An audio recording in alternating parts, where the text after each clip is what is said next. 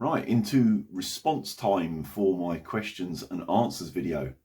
I think most of them I can answer. One or two of them I've actually answered in the comments. But I'll go through them here. I've got the laptop open with the questions. Let's start off with Billy. Best piece of outdoors kit you can buy in the supermarket? You know, food stuff, food prep, general bushcrafting. I tend to use the supermarket for my camping food. I'm not really one for ration packs and so on. I have used them in the past, but they're quite expensive, I find, for what they are. And I tend to use the supermarket food. Even tin food sometimes. I don't like packing the tins because they're heavy and a funny shape to pack. But the morning before I go, I open the cans and normally pour the contents into one of them sort of Ziploc freezer bags and pack them that way.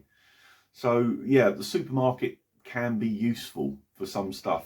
I do get a few bits out of the supermarket for camping. Let's have a look what else we've got. Only competitions. As a YouTube video maker, do you have a list of the usernames of all your subscribers? Or is it only the number of subscribers that you can see? You can. If you go in the background, there is a list of subscribers, although I think there's some sort of privacy setting because they're not all shown. Whether it's something you can choose to show your subscription or not, I'm not too sure, but certainly not all of mine are listed. And it is a bit complicated looking someone up sometimes, because rather than the date they subscribed on or something like that, the list is compiled. They're in the size of their own personal YouTube channel. So it starts with, you know, whoever's got the most subscribers and goes down. And, you know, an awful lot of people subscribe, don't they, on YouTube, just so they can make a comment. They don't actually have any content as such. So an awful lot of my people have like zero content. So sort of 0 subscribers, or maybe just 1 or 2 subscribers, because they're just on YouTube for watching and commenting. So there's a massive amount of people right at the bottom of the list on 0. So yeah, it's difficult. There is a list, but it's not easily usable. So I hope that answers that question. Right, the next one. Okay, right. I apologise in advance because I'm probably going to completely butcher your name here. Nyanyan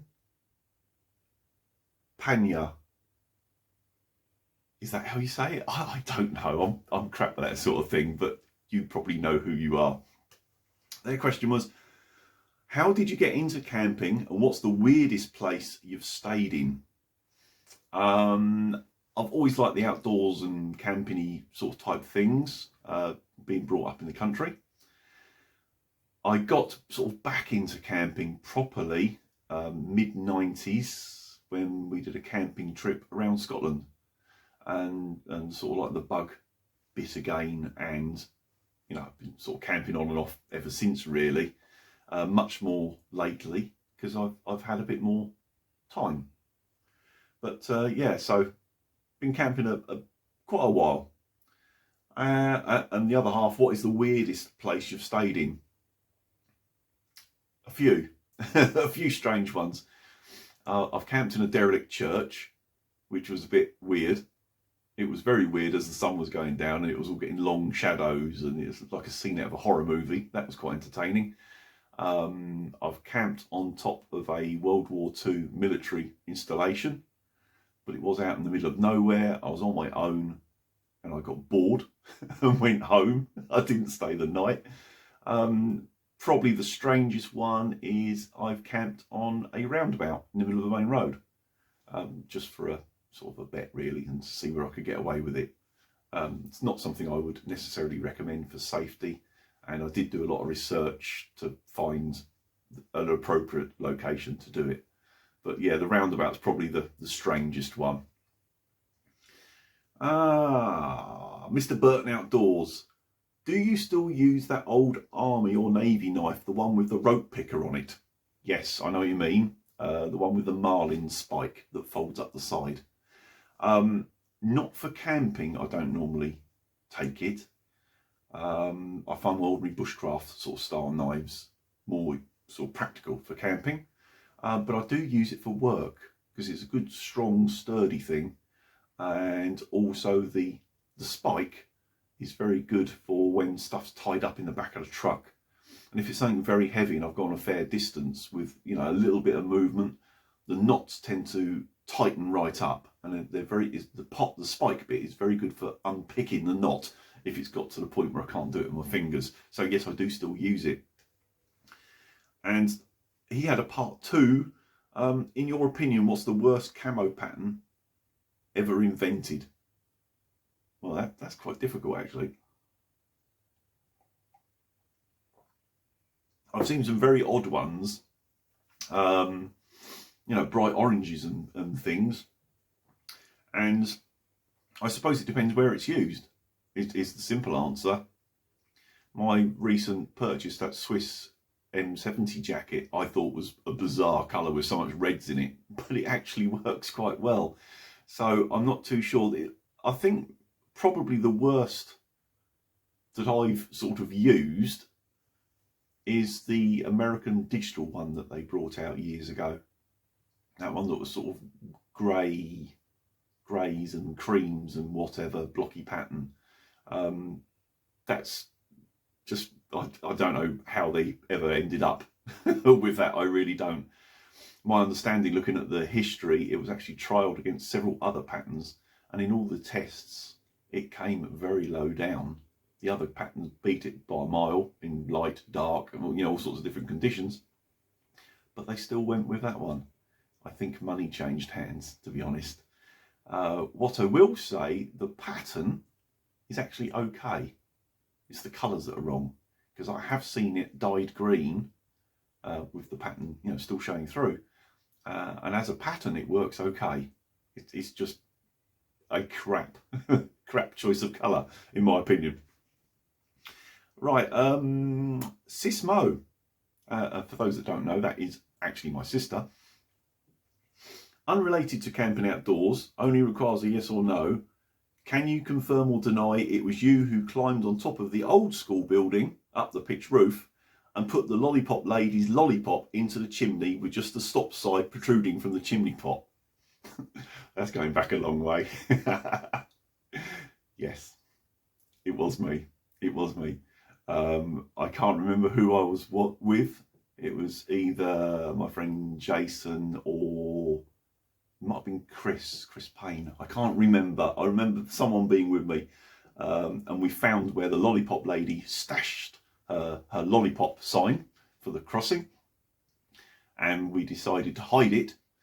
And then one of us came up with a stupid idea of it'd be really funny to put it on the school roof in the chimney pot. So yes, I climbed up and stuck it in the chimney pot with it just sticking out the top. That's going back a lot of years when I was young and silly. What else have we got here? Let me page down a little bit. Alan Newland's ticks. How do you avoid them when camping? Generally, I mean, you get the ticks in the very long grass or ferns, especially when the ferns are grown right up.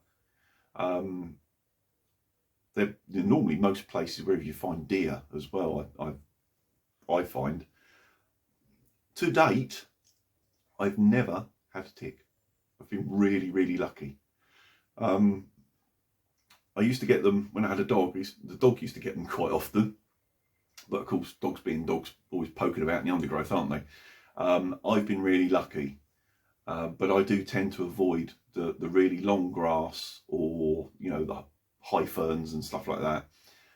When possible, I stick to the either footpaths, proper footpaths, or you know, the animal trails where it's been squashed down. And of course, the other thing is, it doesn't matter how hot it is, I'll always wear long trousers and, if possible, long sleeves. You know, the least exposed skin, the better. Never had one yet. Let's hope it stays like that, because they're horrible little bloody things, aren't they? Right, Lawrence. Hi Alan, what gives you the motivation to get out and about, and how does the missus cope with it? Motivation, I love being outdoors, especially new places. I love a bit of exploring. Sometimes I struggle to get motivated. That's just up here, especially if the weather's not brilliant. It does put a dampener on it a little bit, and sometimes I'm like, can I be bothered, you know? But generally, I do like getting out, so the motivation isn't really a problem. As for the missus, well, my Kate is absolutely fine with me going camping majority of the time. She's a person who sort of enjoys her own company anyway. You know, she's quite happy to sit and read a book and whatever, and amuse herself. So she's not that fussed when I go camping. It's not like I'm off every 5 minutes. I might be off for, you know, one night a week or something like that. And I think she quite enjoys having her own space, you know, occasionally. So it actually works quite well. What else we got here? Only competitions, as put. I've heard you mention off-roading before, so have you ever owned a Land Rover? If so, which model? Yes, done a lot of off-roading. I used to really enjoy it. In fact, I'd probably still enjoy it now if I could afford to run a second vehicle. But they're not the most economical things to have as a daily driver. So at the moment, I haven't got one. But yes, I did have a Land Rover. I'm not a Land Rover fan. Compared with other things, I find them quite unreliable. If you're a person who likes to be constantly tinkering with stuff, great. You know, there is a real strong following of Land Rovers out there, but they're not for me. I mean, I had a Discovery, one of the early ones, the Mark I Discovery, which was a lovely vehicle. It was a top spec ES one, so it had like the full leather interior, 7 seats and all that sort of thing. So it was nice to drive, comfortable, good for long trips. Fold all the seats down, and it was like having a van. You know, it was a really good all-round vehicle, but its reliability let it down, and the fact that it loved rotting. Every time it went to the garage, be it for service, MOT, whatever, there was always some welding needed doing. And after a while, it started to really annoy me, so I sold it. If only it had been built better and more reliable as a concept, as a vehicle, it was great. It was just poorly executed. Second part to that question, have you ever slept and camped in a 4x4? Yes, quite a bit. Quite a bit. Mainly, I had an old Mitsubishi Mark II Shogun, which was the same sort of era as the Discovery, first Discovery. It was more or less the Japanese take on the Discovery, because it was the same sort of size, 7-seater. It was a long wheelbase one. And to be honest, it was just better. Simple as that. It was equally as good off-road. For camping, it was brilliant because it had a lot of storage in the back if you want to take a lot of gear. But if you wanted to keep things really simple, you could fold all the seats down because the rear seat reclined in the same fashion as the front seat. And if you reclined all the seats down flat, it made like a double bed in the back. So yeah, I slept in that quite a bit, and it's really comfortable. It's one of the vehicles that I really miss. If it wasn't so old, you know, I'd still have it now. And even now, if I could find a really clean one that wasn't rot and didn't have stupid marls on it, I would be tempted to buy another one, even though they're so out of date. I really loved my Shogun. It was an excellent vehicle. It really was. What else we got here? Greet. What's he got here? Items you always forget and regret. I tend not to forget stuff because I'm a bit OCD. When I'm going out on a trip or just an overnight, I'll pack in advance. I'll unpack it, check it, repack it 2 or 3 times. So normally I don't forget stuff because I've checked it so much, because I know with the way my head works, if I was to go and I forgot something, it would spoil the whole trip. because I'll be constantly thinking about it and telling myself, you idiot, why'd you forget that? So yeah, I tend not to forget things purely because I check and double check and triple check and whatever. Biggest waste of money for camping? I don't know really. I don't think I've got anything that I regret buying. Some things I use more than others, because some things, you know, you buy for a particular trip or a particular purpose. But I don't think I regret any of my purchases really. Again, it comes back to the OCD thing. I will look at reviews, I'll look at people's view of it on YouTube and all that sort of thing. So I do a lot of research beforehand to get it, you know, right in my mind that I really do want that. Most overrated brand or item in your view? I think anything with a well-known brand name, to be honest. Obviously the big brand names do generally make good kit, but just using, what should we say, tents as an example. I've got several tents that are like 40, 50 quid tents, perfectly adequate. If you pay 100, 150 quid, you can get a really good tent, an excellent, you know, well thought out, high hydrostatic head, that sort of thing. Yet you see tents that are £400 and £500. Do you really need that? I suppose if you're going really extreme, I don't know, midwinter somewhere really harsh and you've got to worry about, you know, the snow loading on it and silly stuff like that. Or if you're camping top of a mountain in gale force winds, yeah, you need the right equipment. But I would have thought the majority of us don't need to spend £500 on a tent. And I don't know how they come up with the price either. There's only so much materials, etc., and labour to build a tent. So if you can get a good tent for sort of £150, how can you get something very similar suddenly be £400 or £500? I don't know. I think you literally pay for the name. Now, Doug. Now you've come up with quite an interesting one, and I had to really think about this. So much so I had to actually make a list, which I've got in front of me. And he said, rank your sleeping bags top 5 and why. That's tough. Excuse me.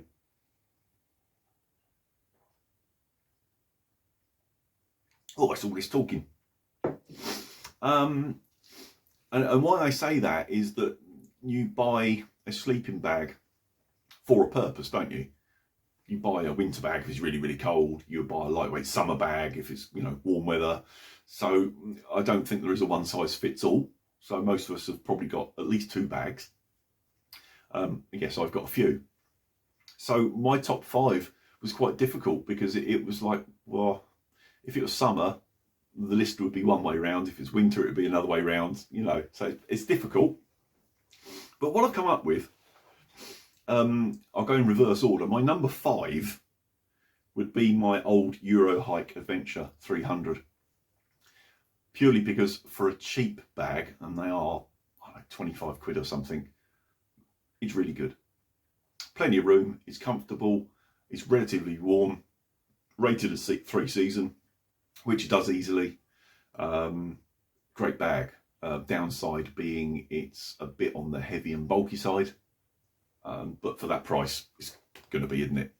But as a good, you know, occasional use or a starter to a bag, Eurohike Adventure 300 I do rate. There's no 4th place because I've got an equal 3rd for different reasons, but an equal 3rd. And what I've put in equal 3rd is the DD Dura 2 and the Van Gogh Nightstar 375 for 2 completely different reasons. The Van Gogh Nightstar 375 I bought for winter sort of conditions because since I've been ill I am feeling the cold. So I needed something toasty. And it is toasty. I haven't given it like proper testing yet. I've only done, you know, testing at home.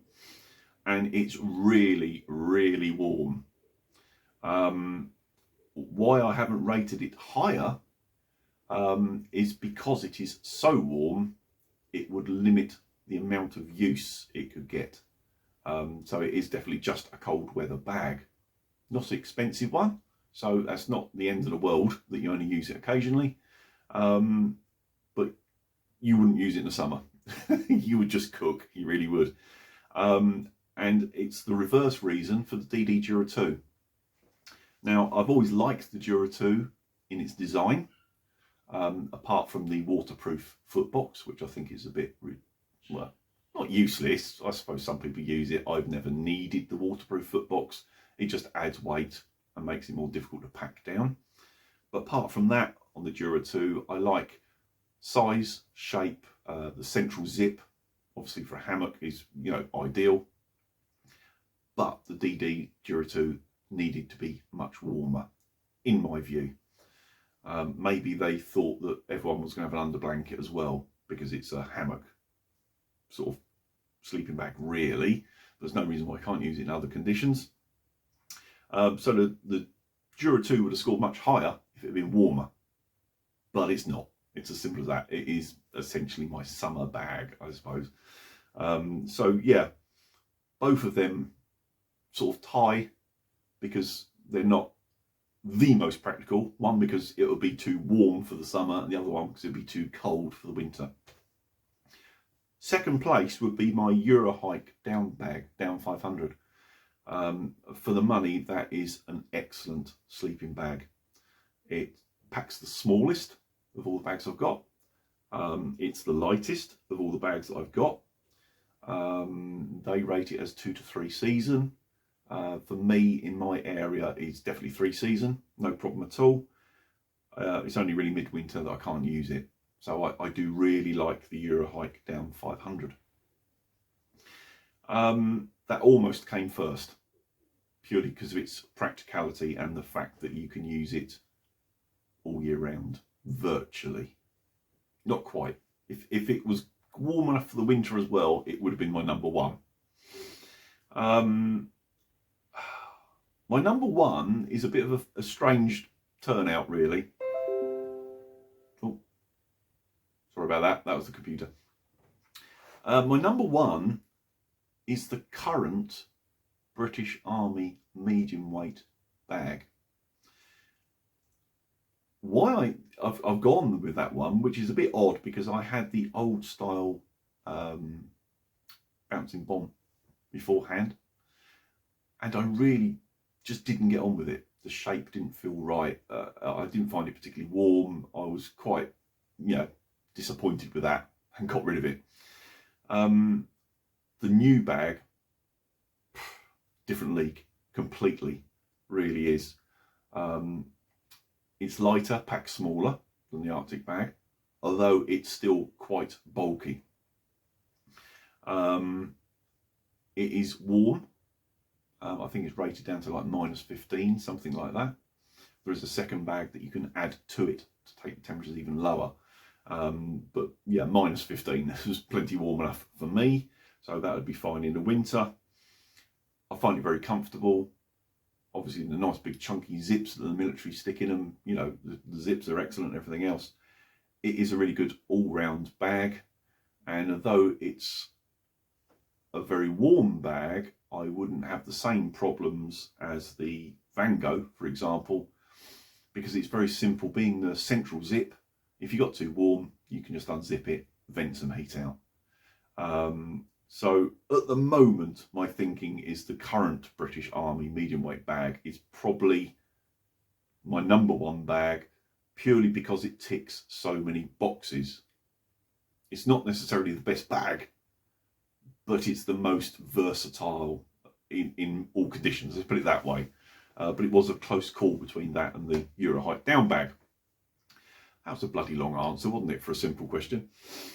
What else we got? Only competitions. Have you ever had chaw or chewing tobacco like John Wayne?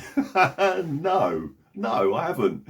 I'm a smoker, as most of you probably know. I don't mind an odd cigar now and again. Never had chewing tobacco, never tried it. I really don't fancy the idea of it. No, just no.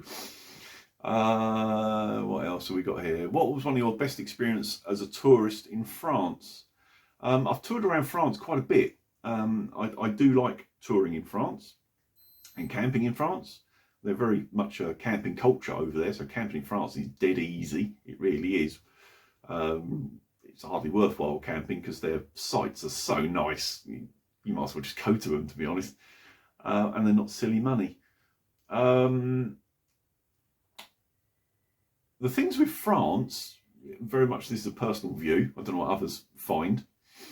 The further south you go, the nicer it is scenery and people, I find.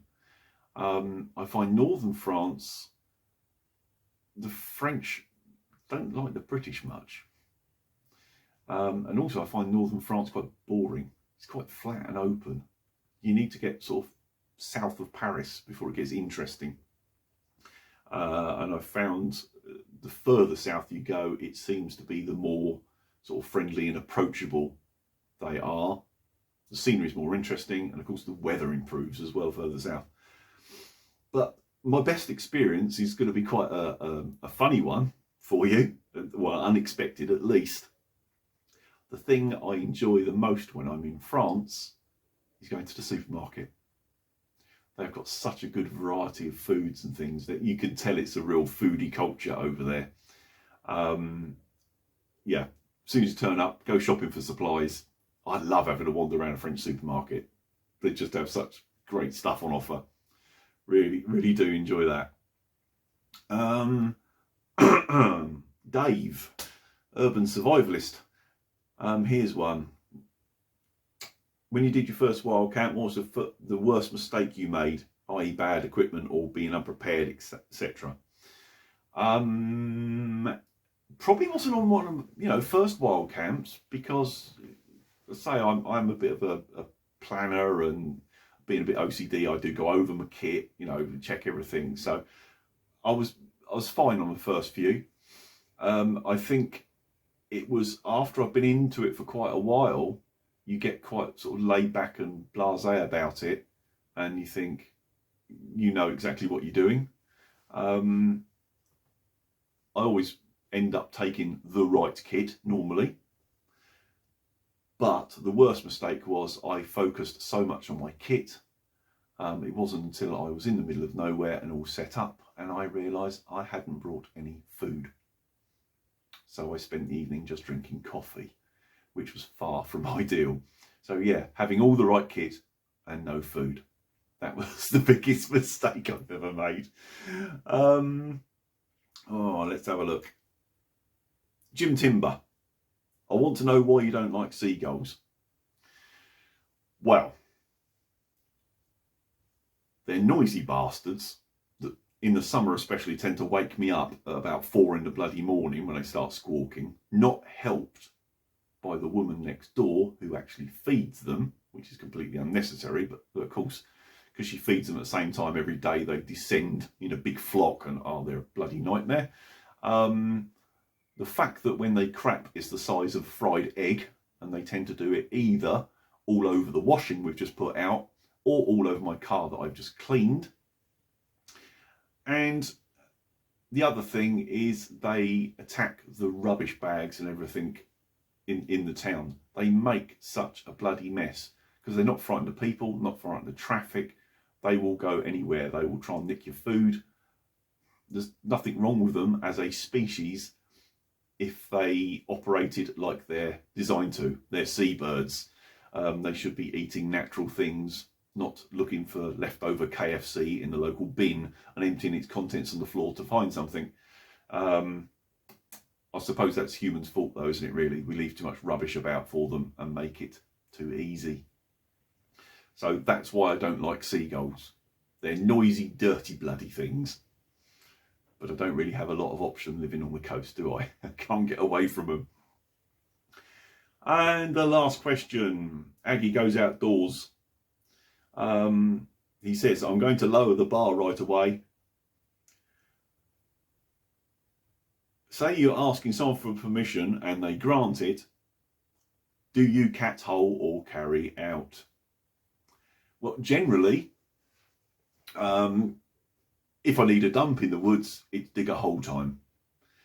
I know sometimes when I've been caught short in an emergency, one of them sudden feelings, shall we say, I have used a abandoned fox, badger, rabbit hole or whatever and dropped a log down one of those instead. Checking that it was an abandoned one first. I wouldn't be so nasty as like poo into a rabbit's house. But I've done that before. But normally speaking, I'm very much a person of routine, and when I go camping, it's sort of out of routine. Generally, I don't need to go if it's just an overnight, because my routine has been interrupted. I tend to go when I come back home. I don't even get the urge to go. So yeah, it's pretty rare. But if I do need to, I tend 9 times out of 10 to dig a hole. I hope that answers that question without going into too much graphic detail. Right, so that's the end of the questions. Quite a long video, but I had quite a few questions and some needed a bit of a more complicated answer. But yeah, if you stuck it right to the very end, thanks for watching. I'll catch you all soon.